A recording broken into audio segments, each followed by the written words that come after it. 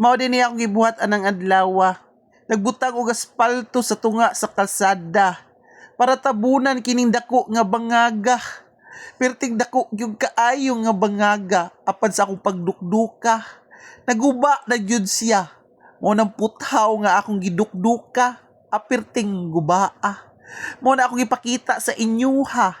Kay natangtang na gyud siya. Unsaon na lang nako ni. Apil pa yung kaligsan ang akong silhiga. Kay perting yung lataa yun sa silhiga. Mo na karong perting gubaa. Pero ayaw ka balaka kay ato ro ng palitan.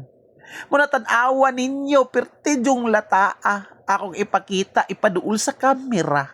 O mauna siya ang resulta. Perting gubaa. Pero dili ta magproblema ana.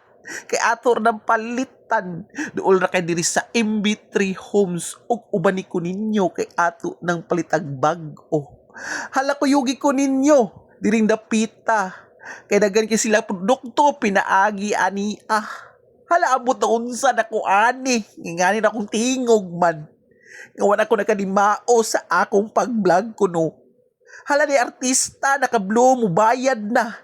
Mo na pagsilhig kunuhay para sa kalsada. Kay para malimpyo mapadayon ta sa atong paglimpyo dito sa tumoy sa kalsada. Halain taon ubanin taon ko ninyo para malimpyo matarong na dyan ang kalsada kay pirti daghan ng batuha. Hala, nagdrive na kong motor o niabot na ko diring dapita o mupadayon na ko paglimpyo sa kalsada. Di ba tanawa, pirting batuha, mauna atong silhigan.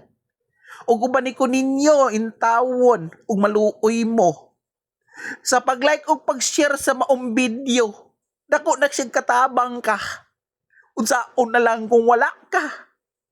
Akong views gamay ra kayo ka. Hay ambot saon lang ni. Hay pag-vlogger pagyod lagi. Ala sige. Pakitawa na lang o pag-share na lang pod sa akong video ha. Para akong ngisi abot sa akong dalunggan ha. Og diha ra ko taman og dagang salamat kay mubaw nako ha.